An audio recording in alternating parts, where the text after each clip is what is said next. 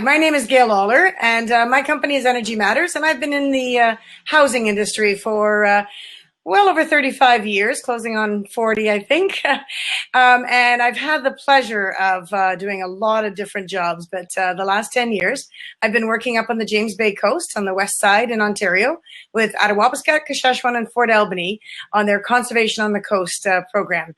And that's what we're here today to talk about, of all that program involves and how hopefully you can use some of this information back in your home community.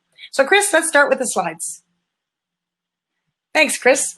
So there we are, and Conservation on the Coast is the name of our program, and I'm going to be sharing some lessons from that program that we've been operating. So we are going to look at an overview of what it actually is. We're going to look at what are the potential benefits of energy retrofit work, and how did we prioritize which houses we were going to do, and how did we evaluate the work that we did on those homes to make sure that it was done properly. Then I'll share with you lots of information about lessons learned, about material purchasing, our crews, managing expectations of the home occupants, lots of good information there that we've learned over the many years we've been doing this program. And of course, how did we make the community aware of the program and awareness about energy efficiency, and what education opportunities did we use? What training did we do? And of course, some funding options. And you will hear as I go through that our funding was provided by a provincial funder, and other funding will have to be found for your program. So let me introduce you first to the three communities and where they are.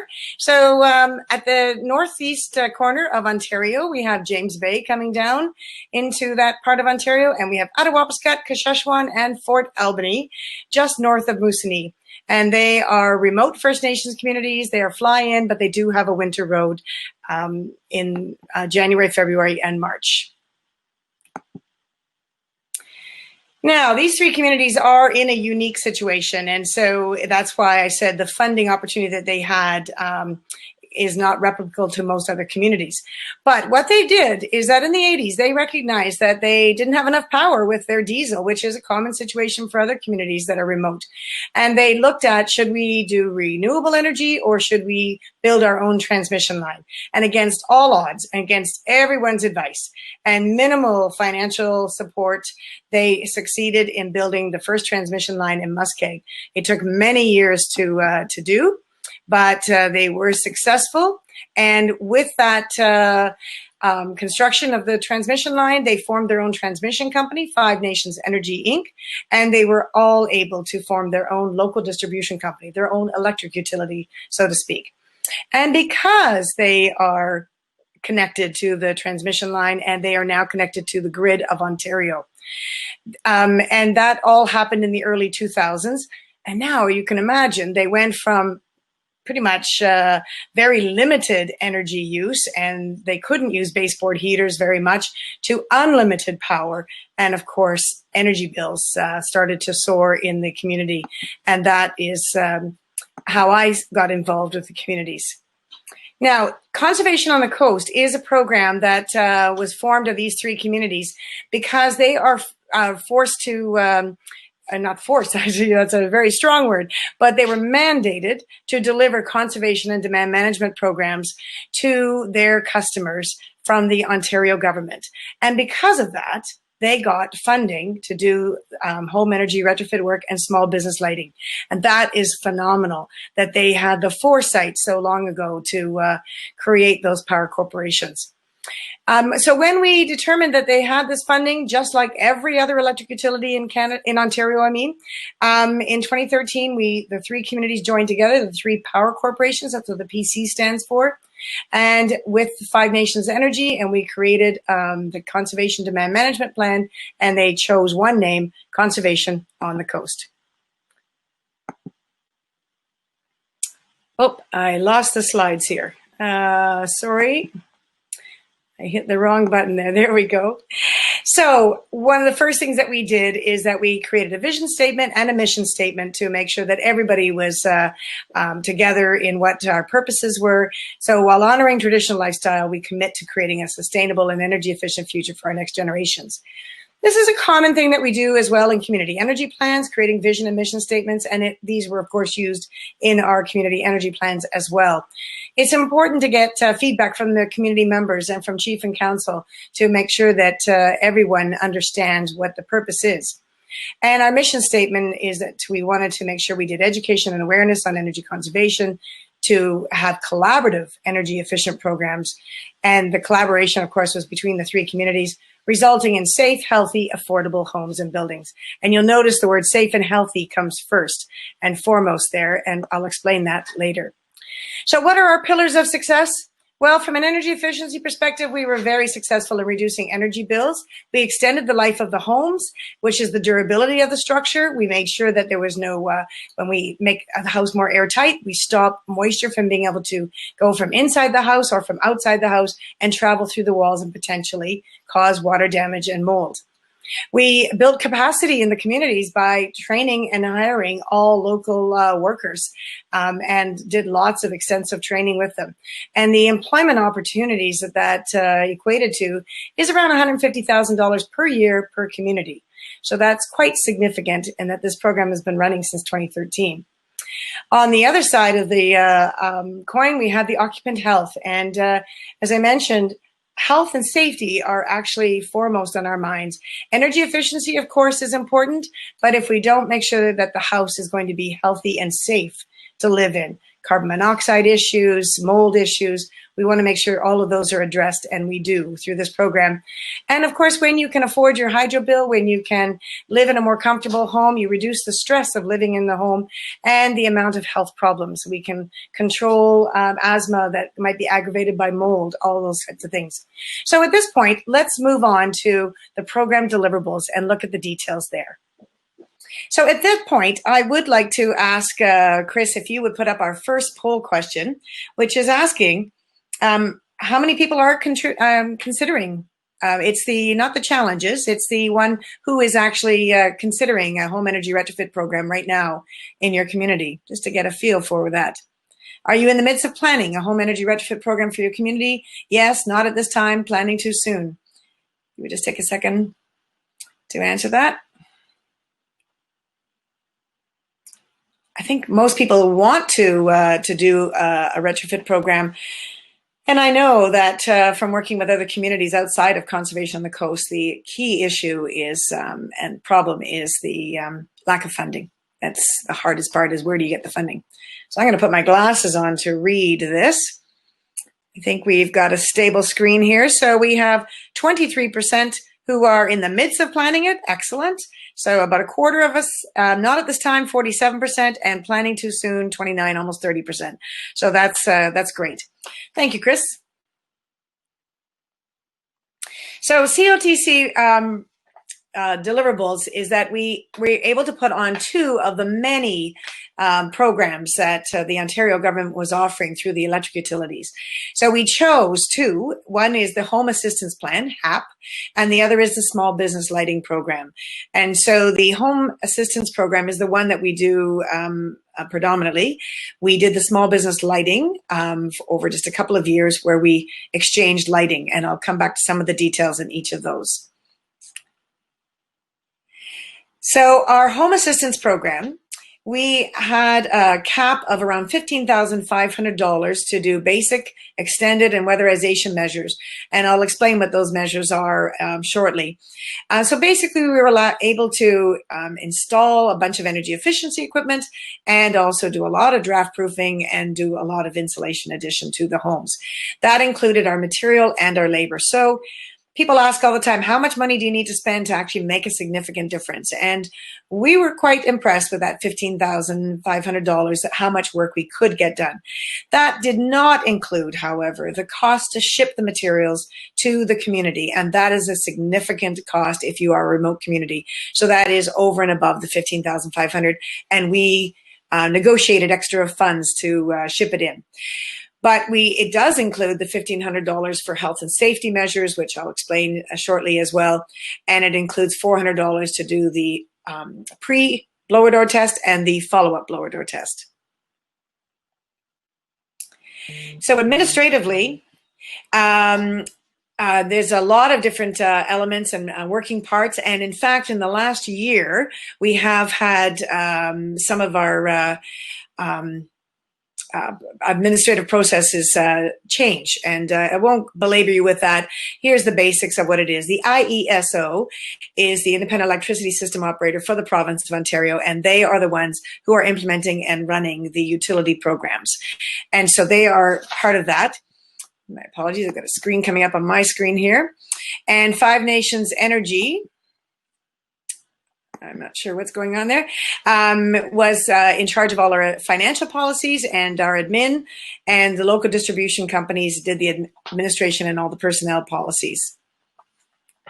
But that can change in different ways. So here's our chart. IESO, of course, at the top, as they are the legislator of these mandatory conservation programs.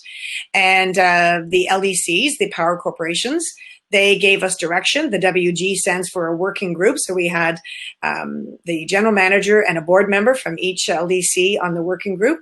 And COTC was the project team and program delivery agent. And then we had the two programs that we were delivering. So financially, we were provided all the monies through the IESO. We had to negotiate for extra funds, but we spent the money through competitive bid processes. We made sure that all our building supplies and tools and electrical work came with a competitive bid. We had a very, very complicated invoicing process with IESO. I think all funders have that kind of a problem. And we used local businesses whenever we could for supplies and services. And we were thrilled to know that just this past year, we were able to buy all of our materials from the building Castle Building Supply in Moosonee, which the communities, Mushkegowuk communities, bought collectively. And we used FNEI's financial policies. I won't belabor too much through all this. We used the local distribution companies' policies for their employment. And we had a project manager and two technical advisors. I am one of the technical advisors. Craig Nuchtai is the project manager, and the second technical advisor is Rick Brandt from Tyendinaga. And we had part-time contracts with FNEI. So we ran it from a distance, and we had crew and a coordinator on site. We used National Building Code, and we had requirements for the software, as you see, that we used. We used industry best standards, and we are still working on a training manual, which will be available free of charge to everyone to give you all of this information and all the varied details. We also did lots of maintenance tips for energy conservation, HRV maintenance, and mold, the key issues that we saw as problems. So the process, I'm not going to belabor this because there was a lot of detail at the front end, and that's why I put lots of details in these slides so you can go back and look at them after the fact. But we worked hand in hand with the housing managers in each community to identify which houses were in need of our energy retrofit work. If they required major renovation, like a foundation change or a re-roofing job, we would work with the housing to see if that house could get that work done first by them, and then they would qualify under us. Once we determined which houses we were going to do, we would do a blower door test, depressurizing the home to determine the air leakage, and then we installed some basic products, which I have a picture of coming up. We did a HOT 2000 file to determine what the potential energy savings, that was a requirement of our funder. And we then would select the homes with the best potential for savings. And a field assessment of the home allowed us to determine exactly what work we needed to do there and what materials we needed to order. So you can appreciate these are 3 remote communities. And for those of you who are remote communities, you know that you have to be buying in the fall, ship over the winter road for work in the next spring. You can't just go down the road and buy some materials at the local Home Depot. So that made it a fairly difficult process. Each spring, we would start our hiring process for our crew and foremen. Our community coordinators, we had on full time. So those were our ears and eyes on the ground at all times. And we have training, but for our last year, we did not do training because we have enough people on the crew that have had all this training. We don't need to repeat it each time. But I will be going through more information about the training that we did. And we would start in late May once the river broke up and Kasheshuan, as you may know, gets evacuated for flooding. So we had to always wait for that to finish. So how much time did it take us to do the work? Well, if we started in June, 5 to 8 days was typically what we needed. If there was rain or other problems, funerals, and we lost time in the community, sometimes it would take longer than that. But you can see the number of days that we used for each of the steps of the project. A very detailed daily report is submitted by the foreman. All of that information is compiled. We have a shared COTC database, which keeps track of everything, all of the pictures, the templates, the participant files, all the signed paperwork. I can't stress enough how important that piece was for being organized and controlled. And that part right there is where the time and energy needs to be put in. We didn't do as good a job probably at the front end as we are doing now, and that is, we can see the value of that because we have lots of funder requirements to do. So we then always make sure that a third party, myself or Rick or someone else, does a deficiency inspection after the work is done to make sure that everything was done right by the foreman and our crews. And then we do a final inventory to make sure that we know what we have to order for the next year. And we collect all that data and we have to input it all into our database and send it all to our funder over very difficult forms, which I'm glad to say Craig Nuchtai got to do all that part and I didn't. I don't fully appreciate all the work he had to do that. We would then work with the housing to determine our next year's houses. So let's look at the steps of the home energy audit and the retrofit now. And so this is the blower door. I'm sure that's a familiar sight to many of you.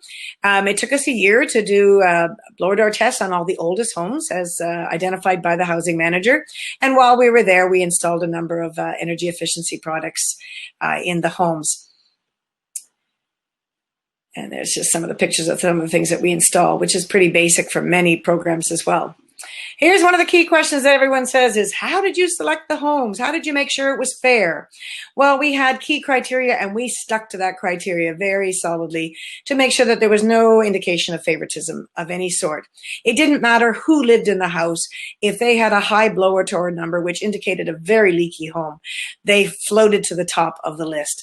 Then we looked at what are their insulation levels like. If they're low, then that kept them at the top of the list. Is their foundation level and dry? As you can appreciate, these communities are in the James Bay lowlands, so lots of muskeg, lots of wet soil, very, very difficult to keep those foundations level and dry. And if the roof was not leaking, the shingles were in good shape, that house floated naturally to the top. If we needed, the housing departments in all three communities were very, very proactive and reactive when we asked them, could you fix that foundation on this house? They have everything else that we need. And that's what happened many times. We would identify them a year ahead. Housing would get that work done. And then we would be able to work on that house in the next year. So this is just a sample of our Excel sheet that we would have of a file number, the address, the type of unit it was. We couldn't work on trailers, only houses, and all the other information. I apologize.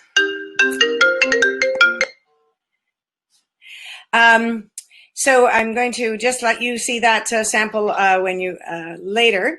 So here's the work that we did. Our home energy retrofit work included the attic floor, HRV ductwork, insulating attic, air sealing all the windows and door frames. I'm going to show you the pictures actually of this instead.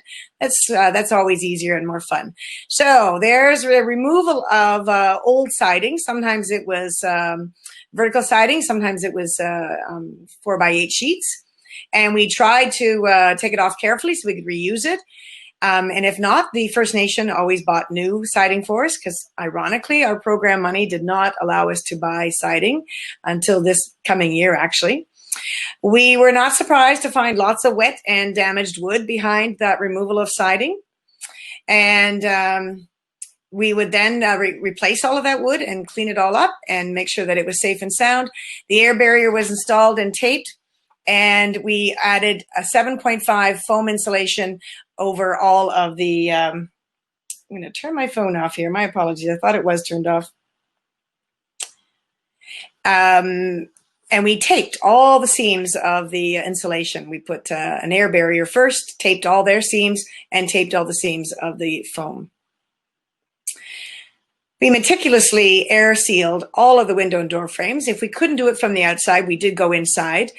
We tried to do the majority of our work from the outside. It's just so much better for people that we're not interfering with their day-to-day living, and it can be quite crowded inside the house as well. We framed the window with wood, and then we covered it with flashing, and we did caulking again. So a lot of attention to detail of the air sealing. Now, we had a metal break in each community, and we taught the crews how to use it, and they made all of their own flashings, and that is quite a talent to learn. You can see the amount of flashing required here, a lot of metal break work, because all the masts on the side of the house, we had to work around each piece. Well worth the effort to do all the fiddly work to frame it. So there's a picture of us putting the final siding up, and as I said, the First Nation very graciously bought all the new siding, and we paid for the shipping. The attics, we had to remove all of the old insulation. In our first year, we did not remove the insulation, and we discovered it was very difficult to do a thorough air sealing job of the attic floor. And so we decided to remove all the insulation, and we would create a separate entranceway that was large enough for everybody to get in and out of. All of the insulation was bagged and offered to anybody who would like it for reuse. And we did not reuse that insulation unless we used it in the crawl space. We didn't use it in the attic. Now we had a nice clear space, as you can see, to do our air sealing work. You can see tape being used, caulking, foam. You can see a chimney there. We did all sorts of work, and we added soffit baffles so that our soffits wouldn't be plugged with insulation. And then we would blow in, and you can see my arrow there. We always marked off on the joist where the insulation mark, that's about 19 to 20 inches. And so that would be R50 of insulation blown into the attic. Down in the crawl space, occupants were asked to always clean out any stored items. We would do it for them if they were elders, of course. Our crews would go in and rake and clear and level, and so that they could lay poly down on the crawl space floor. So the poly was actually not part of the energy retrofit work. It was part of our health and safety measures. And this is one of the things that we negotiated with the IESO at the very front end, saying that we needed to have the funding to buy that poly and the time to install it. Because of the muskeg, most of these homes are built over the raw earth, and there's an incredible amount of moisture. This is a very happy looking crawl space. We have the walls are insulated. There's a heater to the right. You can see the floor is covered with poly and taped and acoustical caulking. So it is a contained separate space, and we're very happy with that look. You'll notice that the ceiling is not insulated because now when there's a heater, that crawl space is actually part of the building envelope. And so we wouldn't have insulation between a basement and a first floor. So we don't want to have a separation of insulation between a crawl space that's heated and a first floor. And every home received an HRV at the beginning. In our first few years, they did not, but we have gone back and installed an HRV in all the homes. And we had to do a very simplified version of the installation. A very easy to use wall control was one of our criteria, because some of them can be very complicated. One of the cool things that we did is that we shared our HRV training with our crews with the housing staff as well. And so we were able to go and help them go to all of the other HRVs installed in the community and make sure that they were balanced so that there was an equal amount of air coming in as going out. So what are the challenges? There are always lots of challenges, and probably our key one was, how do you adapt a program that is designed for Toronto, London, Thunder Bay, Ottawa, and make it work in a remote community? I have to say that I spent many, many, many, many hours in the White Ivory Towers of Toronto sitting with lawyers and with staff at the IESO, figuring out how could we adjust and make this happen. And they were very good at making adaptive changes. So my key point here is, Never be afraid to ask. You need to always ask and to make it work for you. And your funders are generally going to want to make sure that it's a success. There's a lot of education that has to be done with your what we had with our general managers and board members, understanding the regulatory process. Not many other communities are going to have that issue because you won't be working under those regulatory issues, but you might have regulations from any type of program that you might be involved in. Now, at this point, I'm going to ask for the poll to come up in just a second, because one of the key things is not just about doing the work to the house itself. It's how do you educate and make people aware of energy efficiency and how they how they run their home and how they use their energy. And so we had a Facebook page. We still do. It's dormant right now because of COVID. We had lots of community posters put up as required. We've had a yearly calendar since 2012 that featured energy efficiency tips and artwork and photos from the community members. We have a website, but our most favorite piece was our video that we created in 2017. And I encourage you to go to YouTube or go to our website and see the video that explains our whole program. So at this point, Chris, could you do our poll question asking about how are other people doing energy efficiency?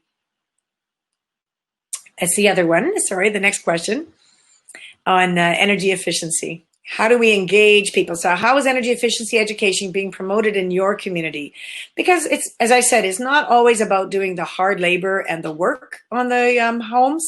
We sometimes need to be focusing on helping people do their work inside the home. We have regular newsletters. That's a good one, and Facebook pages are good. Community calendar, only one. So a calendar is fantastic. You're going to do a calendar anyway. That is a great way to do it. And good handouts. I'm going to be showing you some handouts and tips that we've used, and you are welcome to use them in any way, shape, or form. We like to get credit to Conservation on the Coast, but it's okay to do it in any way or to use it in any way you like. Thanks, Chris. That's great. Looks like we're finished that, are we? Utility bills and handouts, and let me just scroll down here. We're finished that, are we? Utility bills and handouts, and let me just scroll down here. Back sheet. Because we were installing HRVs in all of the homes, we needed to make sure people understood why we were installing them, what their benefits were, and even most important is what is their role for maintenance. And there have been many maintenance HRV sheets created from the government and from other organizations. We kind of like to think that this is a really good, easy, straightforward one. Turn it off, open it up, clean the filters, turn it back on again, clean the diffusers, clean the outside debris from the outside intake hood. And those are the key pieces that a homeowner should be responsible for. Making sure that it's balanced and operating efficiently should be the responsibility of your housing department. We also found mold, maybe not as much as we expected, but because of the very wet crawl spaces and that moisture coming up into the houses, there is mold in homes. So a 2-page front to back handout on mold. What is it? Again, most important is how to avoid it. So please feel free. This has all been vetted through CMHC and other organizations to be accurate. You are welcome to use any of this information to create your own handouts. So back to addressing the challenges, shipping products and tools. You can appreciate Winter Road was needed to make it most cost effective. We had lots of ongoing personnel issues. There was lots of training, but the crews became very good. We tried to hire new people every year, but keep 1 or 2 from previous years so that we were engaging as a wide variety of people in the community as possible for working on the crews. But our biggest challenge was wet foundations and curled shingles, rotting wood and all those things. But the housing managers, as I said earlier, were phenomenal in doing those repairs a year ahead so that these houses would be ready the next year. So muskeg is difficult. Getting the balanced mechanical ventilation, that was a big push that we had to have with our funder. And I will say that if you are doing any type of energy retrofit program, do not start air sealing and fully insulating these homes unless you have the funds to install an HRV, even in a very simplistic form. Because if you are building it tight, renovating it tight, you have to ventilate it right. And an HRV is critical. We did not have the funds at the beginning of this program to do HRVs, but we insisted that it was essential. And we ended up getting the funds and could go back and install in the houses. Another challenge, how do you manage expectations? Everybody, when they start hearing how much more comfortable someone else's home is, they want their work done. And it's really, really difficult, but you got to stick to your criteria. Make sure that you follow it and that everybody in the community knows what your criteria is. And it doesn't matter, as I said, who lives in the house. It's whether the house fits the criteria. And sometimes we would choose elders or families with financial issues so that they could be raised up a little bit if they needed to have that retrofit work done ahead of another home. We did do pre and post surveys to anecdotally, because sometimes the energy bills went up. And that's why I said our energy savings were quite different in some houses. And we were shocked by that. But when we did a study and went back and asked people, we found out they stopped heating with wood, or they reduced their wood heating tremendously. In the James Bay lowlands, it's not as easy to get wood as it is in other parts of the country. And so the increase in electric heat was the expensive part. So collaboration was huge. We collaborated with all of the nations on all of these different issues. We collaborated with our funders, and MET's proposals is from Mushkegowuk, our local council, the tribal council. It's Mushkegowuk Energy and Training, Education and Training Fund. They helped us to contribute money towards some of our crew, and so that we could take that money and put it towards the houses instead.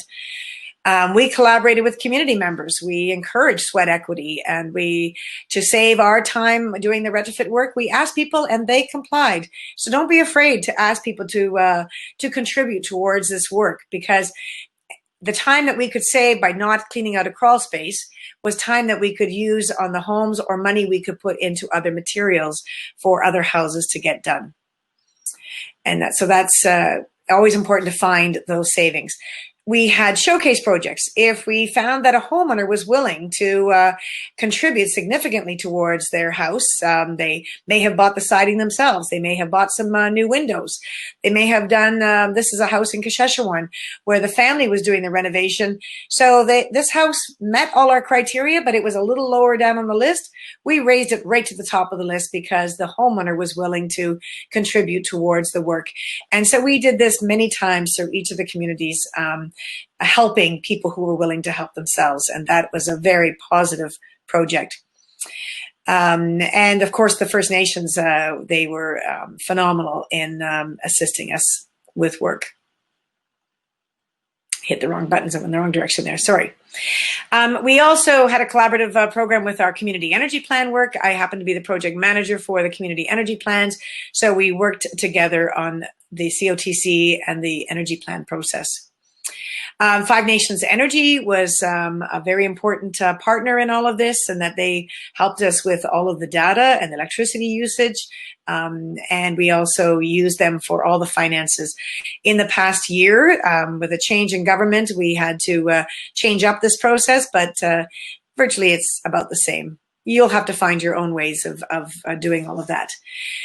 We have a small wood mill in Fort Albany. And so we were able to create our own wood strapping and then ship it across the river to Saskatchewan. So another example of our collaboration.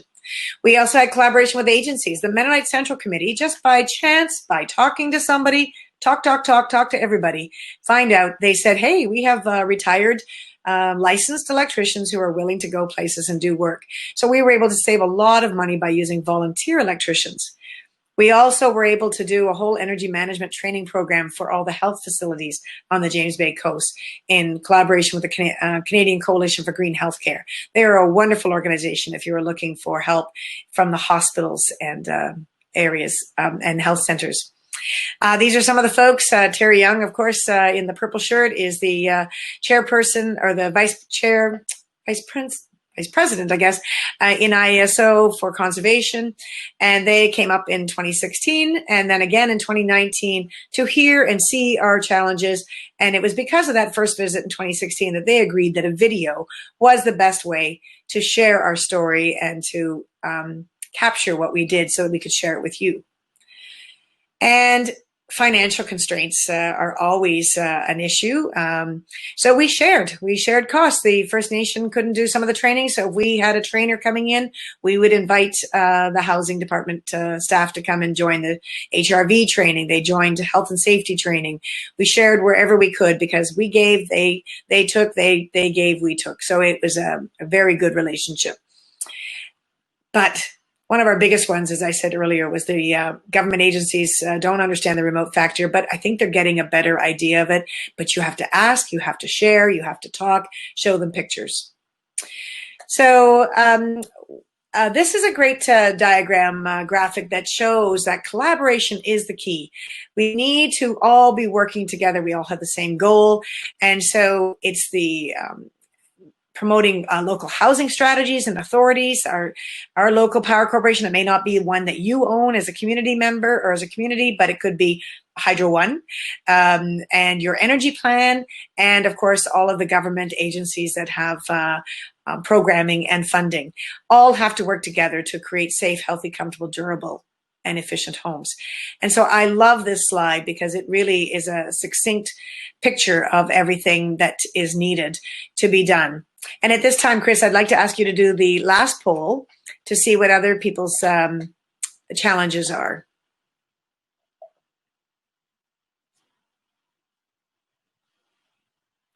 So what challenges do you face in implementing a home energy retrofit program? So check all that apply. Lack of skilled labor, lack of skilled trades, easy access to building materials because you're remote. Scroll down here, and funding, poor condition of the houses, or do you have other ones as well? Oh, it looks like funding is winning the race here. I knew that would be the case. I've lost track of time, Chris. I don't know what my timing is because we started later. How much time do I have left? If you could tell me while we're just waiting for this poll to finish. You know what, Gail, we don't want to cut it short, so please continue along and I'll stay with you as long as you need to. Okay, thank you. So is this poll finished now? And let's take a look and see what the poll said. Oh, is there a summary slide coming up? Okay, well, we'll continue, but funding certainly looked like the key issue. So I'll share some of our training strategies. That's been one of the main questions we've had from people as well. We always had one person who was hired full-time, the community champion, and they were a full-time employee working out of the utility office by chance, but they were our ears and eyes on the ground, and they promoted the program and met regularly with the chief and councils. And that's a very, very important position to have, no matter how you run your program. And we were insistent that everybody had to be local who worked on the program. And I hope that that will be the case, doing the audits and doing the actual work as well. And the data entry and analysis takes a little bit more time for training, but it's certainly well worth making sure that locally people can do that data entry. It's HOT 2000 and then some field assessment tools as well. HRV installations and maintenance is one of the ones we're most proud of, in that we have a lot of people in all of the communities now who are very capable of installing and maintaining HRVs. Let me get that to move along here. It's taking a long time, Chris. It seems to be stalled on there we go. So we did have mandatory employee training, working at heights, of course, because we're on scaffolding, we're on lots of ladders, and first aid and CPR was critical. Most of those tickets are good for 2 years, so we didn't have to repeat it every year. We would sometimes the housing department would be putting it on, and we would send one of our crews to there to take that training. But for the first few years, we put it on every year. So 3 weeks of training. That's a lot of training for a 6-month program. But it's essential that everybody know what they're doing and that everybody is safe. And safety was our number one goal at all times. So once they did all the safety, the WMIS and confined spaces and all of those aspects, then I would do 3 days in the classroom on house system and building science. How does air and heat and moisture flow in and out of the house, and why does it matter? And how do you, as a contractor, affect that system of the house? And so then we take all of that information and apply it in hands-on training, which Rick Brandt and I would deliver together, where we would take one house and start from beginning to end with the crew and work with them. Then Rick and I were always available, coming up on a regular basis and available by phone, by computer programming, whatever we needed to do, by photos, and we would be assisting the foreman as they went along, because there's always something you find that's unique and different. And administratively, we did lots of project management and other reporting training with our local community coordinators as well. So the HRV installation and maintenance was one of our newer courses, because we didn't start doing that until just in the last 2 years. But we also did some tenant education and maintenance. We did lots of community meetings where we did all of that hands-on training with our community members as well, and had fantastic turnouts to learn how to change the filters or how to clean the filters in their HRV, what roles they were responsible for mold. Procurement opportunities. There's lots of procurement, lots of details here. This is the project management side of the project. You need to have a very strong person who can keep track of all of this, buying as much as you can locally. If you have local electricians, it's fantastic. Shipping and transportation, that's just a whole other ballgame to itself. It's can be very complicated, watching the winter roads and making sure it's safe to travel. And then, of course, all the technical training as well. So there were lots of opportunities where we had to bring in some outside people to do the training, but the focus was always on everybody locally doing the work.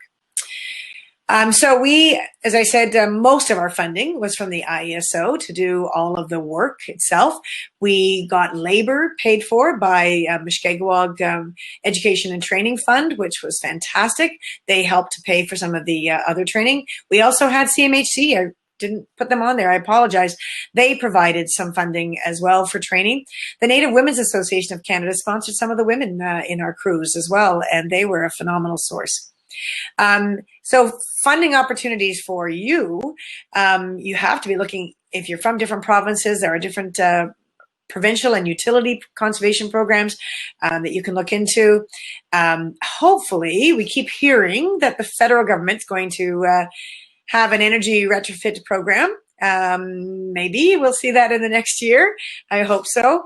But if it comes about, be sure that you're ready to rock and roll with that and you're ready to go because you've been working on training.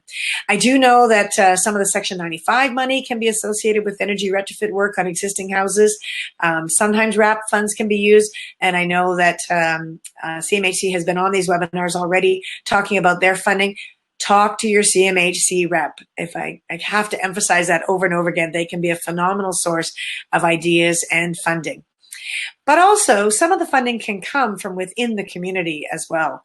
With housing policies, maintenance fees, many communities ask for a nominal amount per month, $100, for example, some communities charge, and that money then grows in a separate fund and allows you to do ongoing retrofit maintenance work.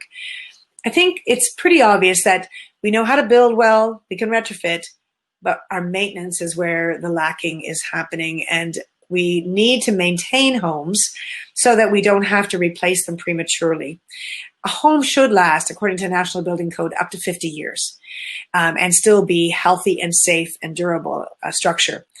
The average age of a First Nations home across Canada is 17 years before it has to be replaced. So if we're continually replacing our stock of housing and not adding, we will always be in a circle and cycle of high numbers in houses and inefficient amount of housing for the people in the community. So to add to our numbers, we have to maintain our homes. And so taking a look at those ideas. I know that Roxanne Harper has done a lot of work through CMHC, and many communities have had her speak about housing as a business and housing, how to do housing policies, how to create a housing infrastructure. So if you already have that in place, that's fantastic. And work with your community to see if there aren't options for funding to come out of that. But funding is probably the toughest thing. So I won't belabor with the money. Sometimes it's very difficult. You can see I've got a lot of approximates there.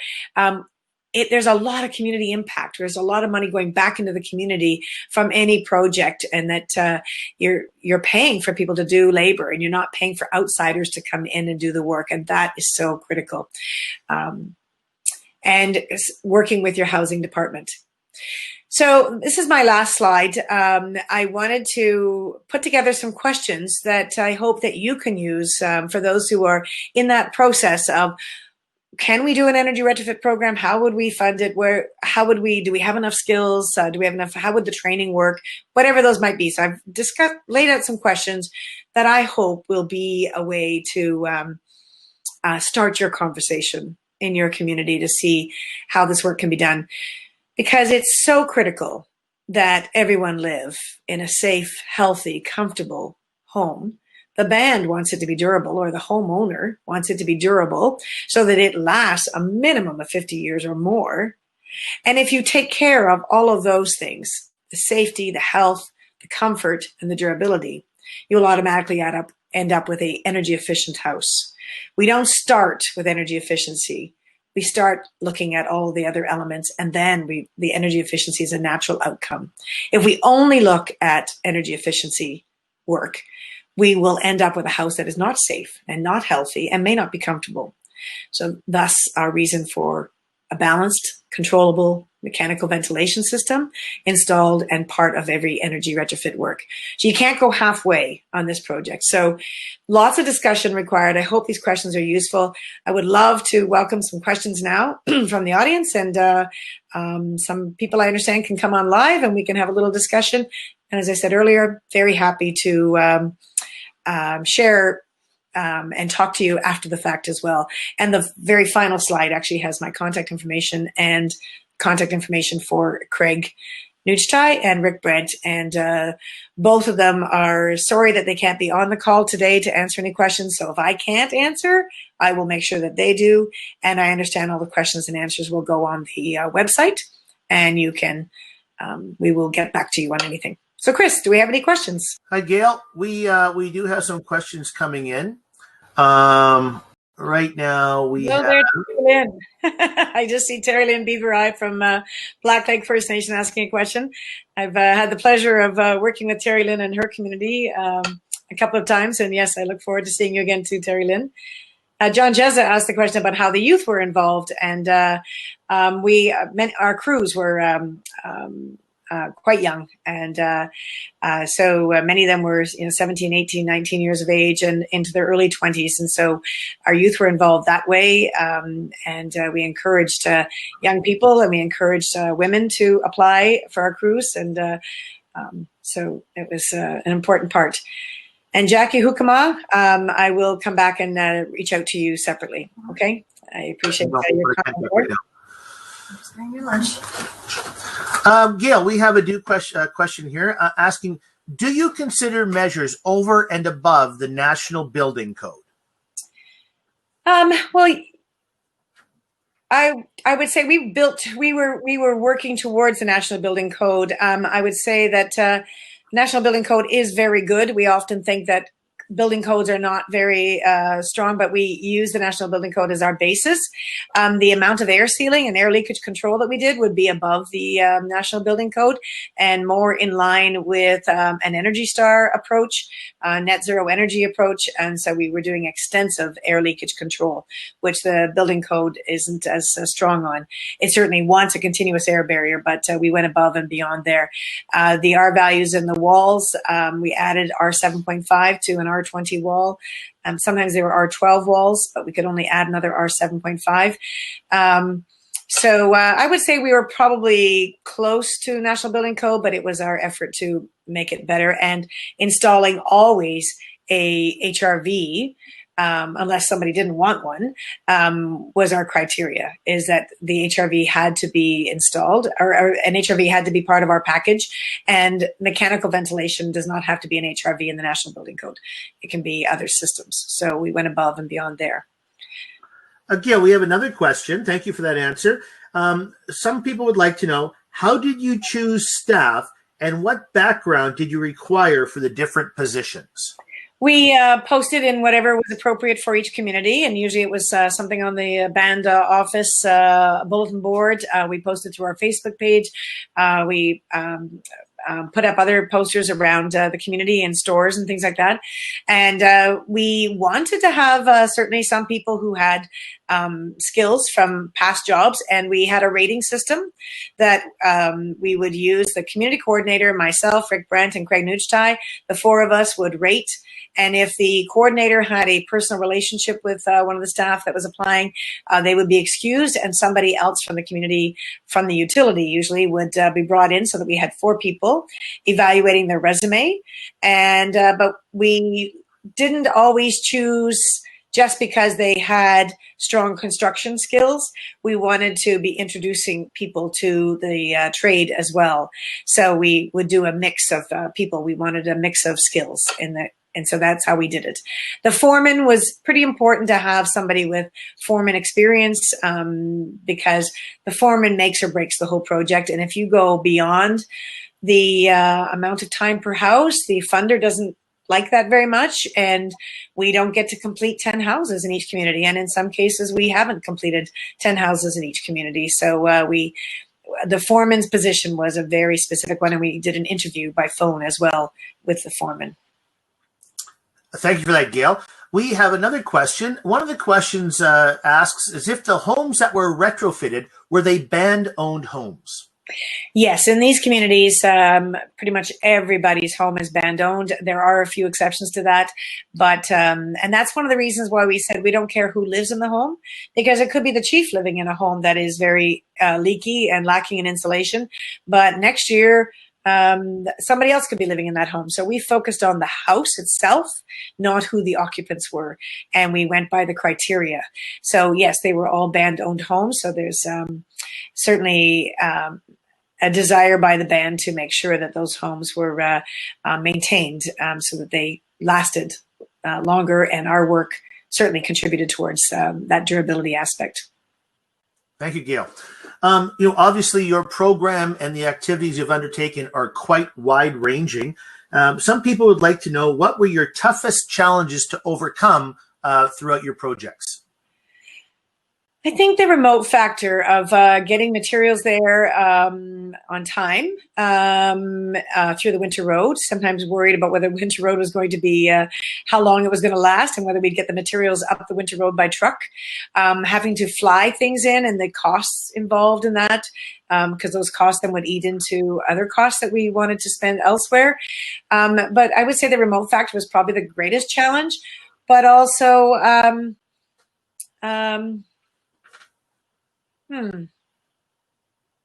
yeah, I think the remote factor was probably, but we were able to successfully convince our funders of how that process had to work, and that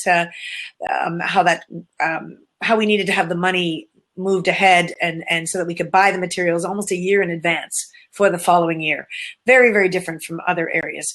And the challenge of making a provincial utility mandated regulated program fit a First Nation community in a remote factor. Again, as I said, I spent many, many hours around the table just asking, and sharing what our challenges were, and getting a response finally from the funder to say, okay, we see your problem. We'll fix it. We'll provide extra money for this and that. We had to buy new trucks. There's no extra vehicles in any of these communities. So we had to buy trucks. We had to buy utility trailers. We had to ship them up, and our timing was always, for first and foremost of always making sure that our timing was good for the winter road. That is excellent, Gail. We still have a moment or two left. If there are any final questions, we would like to take your questions and have Gail help us out with your answers. I do notice that there are some personal messages coming through regarding individual situations. That information will be passed on to Gail, and I'm sure that the proper channels will address that. We have another question coming in. Gail, it'll just be a moment before it's populated on the screen, and we'll take that as our last question this morning.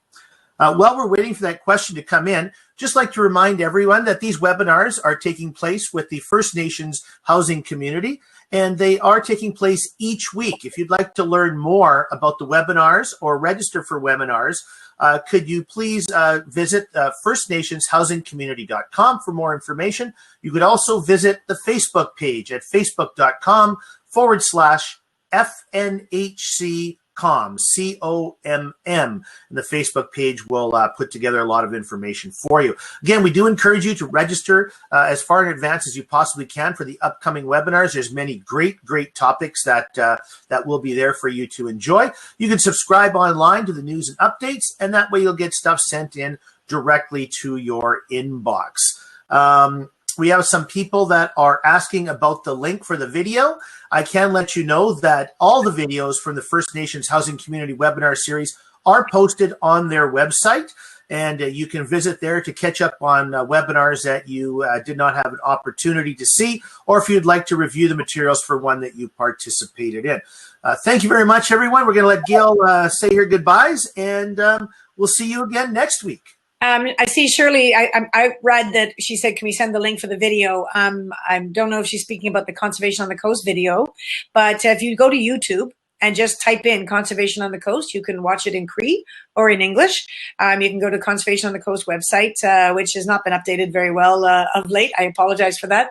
But the link is also a hot link in the slideshow as well when it gets put up. But the easiest way is to just go to YouTube and type in Conservation on the Coast. Well, I thank you very much for this opportunity to share what we've been doing. Nothing's ever perfect. No program is perfect. I don't want anybody to walk away thinking that our program is perfect. There are challenges, and nothing is ever what it seems. When you put it all on paper, it might come across as perfect, but we do our best, and we have very dedicated crew and staff who are working for their own community members. And so we endeavor to repair and fix and make good everything that we do and work on. But there are certainly always extenuating circumstances, and that will be for your program as well. But anything we do from an air sealing and insulation perspective will lead to great reward in safer, healthier, more comfortable homes. And please make sure that you are taking care of everyone's ventilation in their home by installing HRVs as well. So I thank you very much for your time, and I've had a pleasure sharing what we've been working on. And just as a little note, our program was supposed to end this year. 2020 was the natural end of the conservation demand management projects for Ontario. But because of COVID, everything was stopped, and we will be going back to the communities next year to finish our final year. So in total, each of our 3 communities will have around 40, plus some of them are a little bit few extras. About 40 houses will be retrofitted in each of the homes by the time we finish next fall. And I hope COVID will allow us to continue our work next year. So stay safe, everyone. Be COVID friendly and cognizant of all the rules so that we can get on with our lives again. Thank you. Thanks so much, Chris.